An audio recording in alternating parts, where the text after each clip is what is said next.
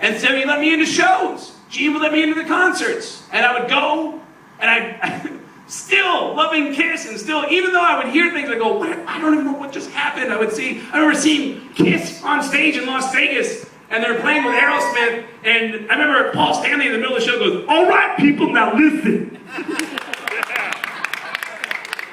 You know, I know that this town is known for its buffets.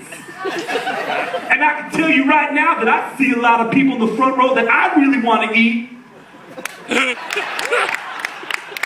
what the fuck is what's going on?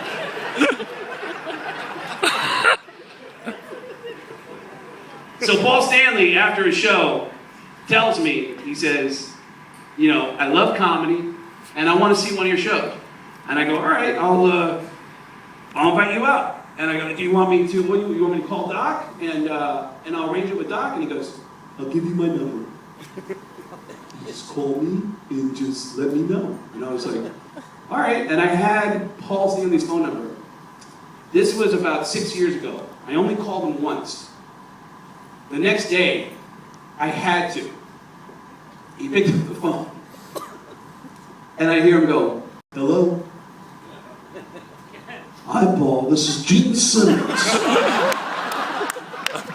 From Kiss. And I hear Paul go, okay. And I go, listen, I got a great idea. How about, and Poison was performing with him, I got a great idea. How about Poison doesn't play at all, okay? How about Kiss goes on stage, and after we're done, Poison comes on and does spoken word about how much Kiss kicks ass. And I go, I'm sorry. Paul, it's Craig Gass, the comedian. He goes, you know, I was going to say, you're starting to sound like that fucking comedian. How cool. And I got too nervous to talk to him, so I just left it at that. All right, man, you're fucking cool.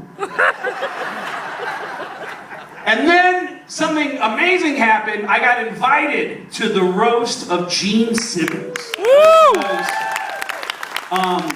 amazing because I got to be with my friends. I got to be with, it was me, Jeff Ross, Andrew Dice Clay, Jim Norton. Yeah. And we roasted Gene. And it was funny because with Gene, there were some lines that you never got to see.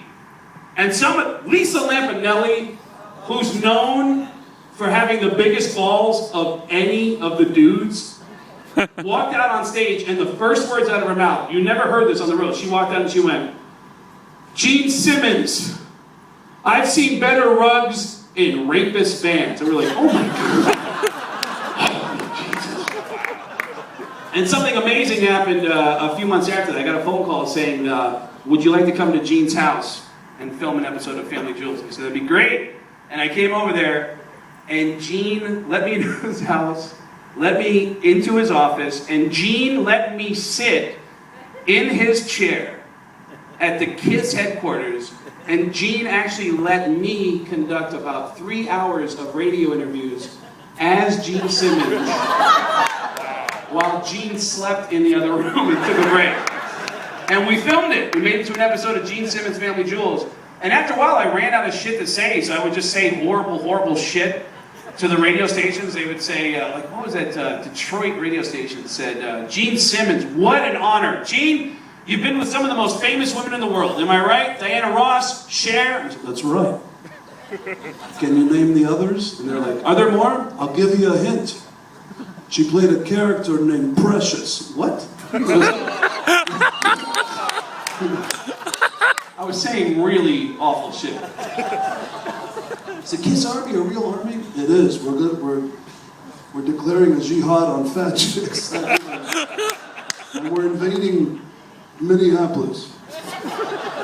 There's a story I told at the end of the roast of Gene Simmons at my segment that they cut out. And only for time. They said, hey, that was a really great story. It's just a long story. We couldn't fit it in. And I think this story exemplifies, besides the fact that Gene and Paul asked me to be here, I think it exemplifies how great of a sense of humor Gene has about himself. Which was the guy who taught me how to do the Gene Simmons impression. is a friend of mine named John Bianelli. He works for the band Aerosmith, okay? He's been working for Aerosmith for 20 years. And every time we talk to each other, whenever he picks up the phone, or I pick up the phone, we talk to each other like Gene Simmons. That's how we communicate with each other. John will pick up the phone and go, hello? And I'll go, hi, John. This is Gene Simmons from Kiss. And I'll go, Gene, what's up, buddy? And I go, not much. Listen, you know how much I love Aerosmith. I love them so much that their catalog is available at kissonline.com. Oh, that's great! Well, a few years ago, Kiss and Aerosmith toured together. Yes, they did. And John got a phone call from the real Gene Simmons. And he had never spoken to the real Gene Simmons before. He picked up the phone, and all he heard was, hi, John. This is Gene Simmons. Kiss. From Kiss. And John said, what's up, you cheap Jew bastard?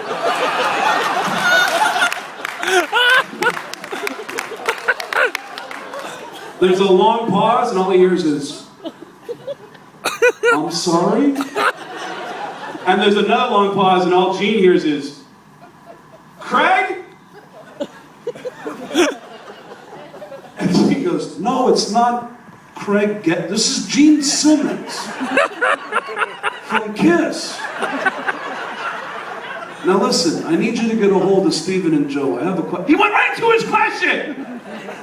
And that's why I think Gene is the coolest guy, besides being in one of the greatest bands of all time. Are you guys having fun? Yeah.